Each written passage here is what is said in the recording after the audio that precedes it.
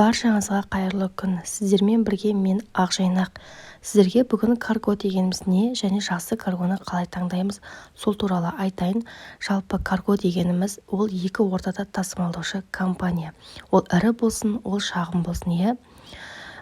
Жақсы каргоны қалай таңдаймыз? Жалпы қандай да бір карго таңдамас бұрын сіз мынаны бірінші біліп алғаныңыз жөн.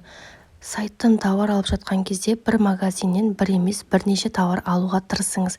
Себебі сіз бір магазиннен 4-5 тауар алсаңыз, ол Қазақстанға бір уақытта келеді. Келгеннен кейін әр товарға доставканың бағасын бөліп тастаған кезде сізге кішкене қалтаңызды көтеруі мүмкін. Ал сіз әртүрлі магазиннен әртүрлі товар алатын болсаңыз, ол Қазақстанға әртүрлі уақытта жетеді. Сіздің де қалтаңызды көтермей қалуы мүмкін. Сол үшін каргоның доставкасы қымбат болсын, арзан болсын, бірінші осыған мән беріңіз. Қазір карголардың көбісі өз адрестерін сатады, яғни код береді. Видеоның астына описаниеге өзімнің телеграм каналымды қалдырамын. Сол каналдың ішінде отзыв карго деген канал бар. Яғни қалаған каргоңыздың отзывын қарап, өзіңізге ұнаған каргоңызды таңдай аласыз. Каргоның жұмысын қарап, отзывын қарап, өзіңіздің көңіліңізге жаққан каргомен жұмыс жасасаңыз болады.